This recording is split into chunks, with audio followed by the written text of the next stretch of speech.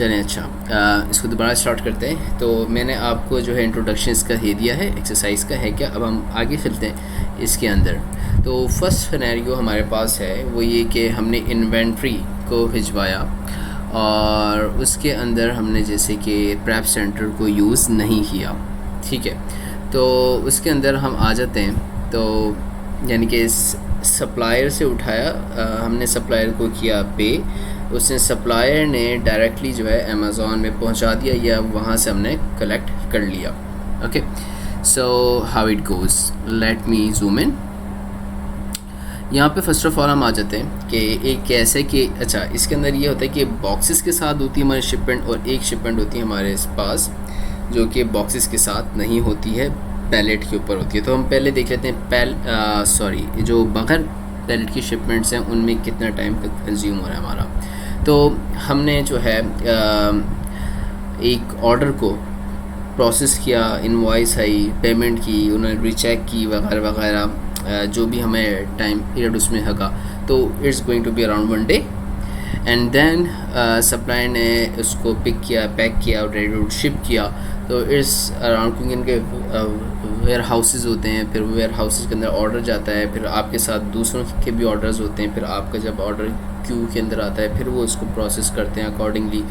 तो उसके अंदर जो भी उनका टाइम पीरियड लगता है तो it is going to be estimated, हमने उसको 3 दिन है, ठीक है। फिर उसके बाद जो है सप्लायर से शिप हुआ अमेज़ॉन, तो वो 3 दिन का टाइम आप उसमें समझने के, जैसे कि हमने ऑर्डर जब रेडी हो गया, फिर उसके बाद हमने वो जैसे कोरियर को मिसाल तौर पे बुलाया, तो कोरियर वो अगले दिन आया या फिर वो आया, वो फिर उधर से लेके गया, शायद वो अपने डिपो के ऊपर लेके जाए, फिर या उसके बाद अमेज़ॉन की क्यू के अंदर है वगैरह वगैरह जो भी, यानी कि from supplier to Amazon it is going to be around 2 to 3 days। तो हमने यहाँ पे जो है हमने यहाँ पे 3 दिन यहाँ पे लगा लिए। फिर उसके बाद जो है हॉलीडेज़ बीच में आ जाते हैं, तो 9 वर्किंग डेज़ वो। और फिर अमेज़ॉन के प्रोडक्ट्स को लाइव होने में टाइम लगता है। वो ये होता है कि जब अमेज़ॉन की डॉक के ऊपर आता है, यानी कि जब वेयर हाउस की जो स्पेस होती है उधर आता है, फिर जब वेयर हाउस के अंदर एंटर होता है, फिर उस स्कैनिंग होती है, फिर वो शेल्फ्स के अंदर आता है, फिर आस्ते से करके वो लाइव होता है। तो that's how it goes, it's estimated time, ठीक है, 10 रोज़ का। तो ये टोटल जो है ऑर्डरिंग से लेके आपका estimated time for the live of the products it is, we say that it is around 19 days। Okay, फिर उसके बाद जो है हमने जैसे कि 20 days की इन्वेंट्री अगर मंगवाई है, तो वो 20 days की इन्वेंट्री हमारी आई है, फिर 20 days में सेल हुई है, और उसमें हमने पे आउट्स निकालते रहें, या जो है ना पे आउट्स वो जो टाइम पीरियड है वो जैसे कि 7 days का होता है। तो हम ये समझ लेते हैं कि हमारे पास सारी इन्वेंट्री सेल हुई, हमने जो है उस वक्त अमाउंट निकाला, तो it is going to be 27 days। And then what happen, it is total, यानी कि जो यहाँ पे कोई ऐसी डिस्ट्रप्शंस वगैरह हम यहाँ पे हैं नहीं, या अनएक्सपेक्टेड इवेंट्स या रिफंड्स वगैरह के time, then you have to consider this as well। however, तो ये हमारा जो एक टाइम पीरियड है आपके कैश, आपने कैश को कन्वर्ट किया प्रोडक्ट्स के अंदर, और वो प्रोडक्ट्स कन्वर्ट हो गए दोबारा कैश के अंदर, तो it is going to be around 46 days।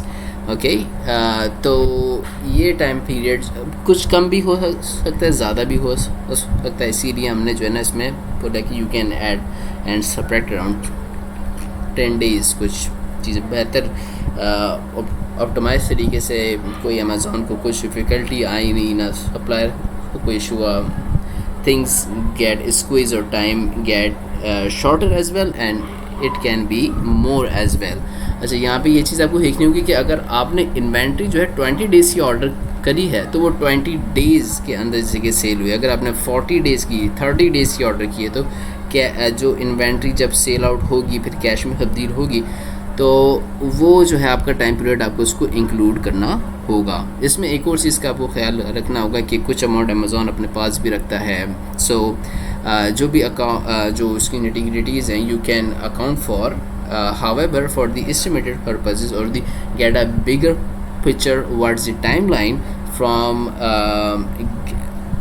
converting your cash into products and converting it back with profit, into the cash, how much time it is going to take. In a simple arrangement, it is around 46 days. Okay, and then we have to move forward.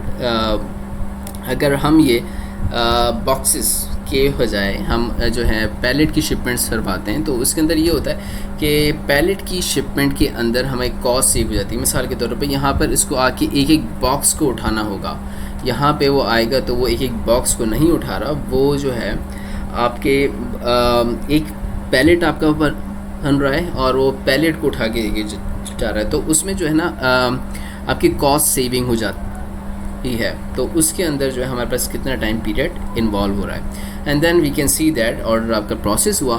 फिर उसके बाद जो है pick pack ship के लिए उसने ready किया, और फिर उसके बाद आपका पैलेट जैसे कोरियर आता है. मिसाल के तौर पे ये जो मैंने 5 डेज़ लिखा है एक्स पर माई एक्सपीरियंस, ऐसा भी होता है कि हमने जब अमेज़ॉन से कलेक्शन की रिक्वेस्ट करते हैं तो they might take around 5 days और 1 वीक, या उससे पहले भी हो जाता है, मगर ये लोग टाइम लेते हैं उसको. यानी कि ऐसा नहीं होता है कि जो बॉक्सेस की कलेक्शन है वो तो आपकी उसी दिन या अगले दिन भी वो उठाने आ जाते हैं. ठीक है,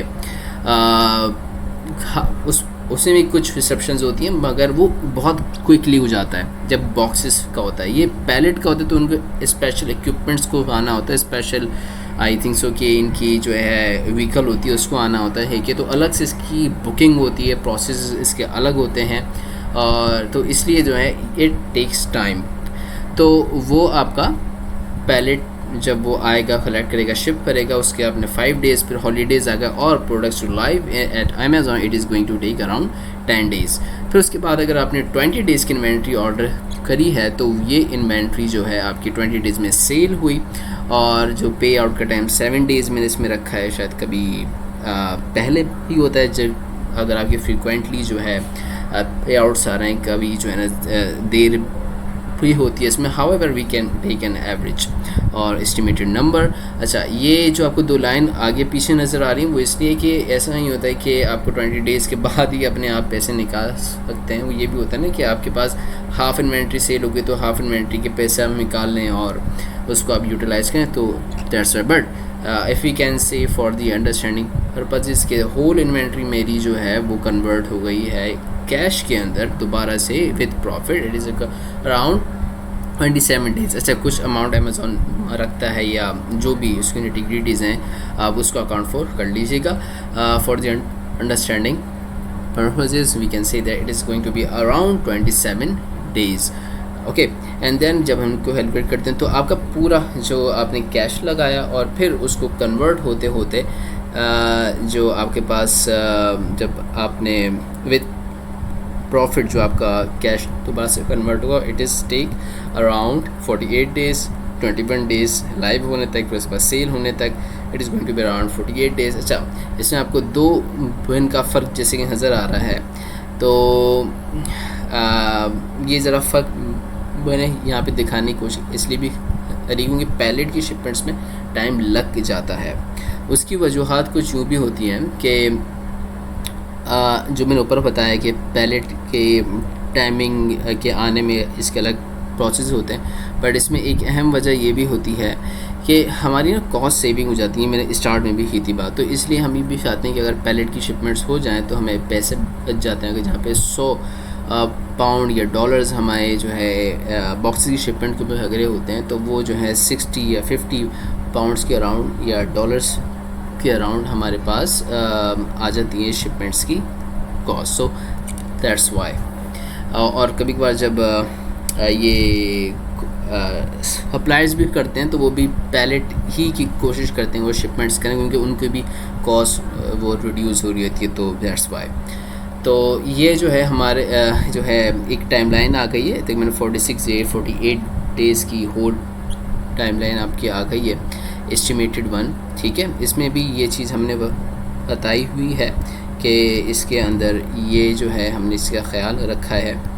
तो हाउएवर अब हम जो है इसमें हमने समझ लिया है कि जब हम अमेज़ॉन से डायरेक्टली सप्लायर से डायरेक्टली अमेज़ॉन मंगवाते हैं और फिर हमारा कैश जो है वो कन्वर्ट होता है विद प्रॉफिट, तो उसमें क्या क्या एस्टिमेटेड टाइमलाइंस होती हैं। होपफुली आपको ये जो है अच्छी इसकी अंडरस्टैंडिंग हो गई होगी। तो अब ये है कि हम सेकंड केस अभी हम देखेंगे, उसमें ये कि जब हम प्रेप सेंटर को इन्वॉल्व करते हैं तो उस वक्त हमारी क्या जो है कॉस्ट वगैरह with respect with the timeline क्या आ रही होती हैं। अगर कोई आपको क्वेश्चन हो तो feel free to inbox. Thank you.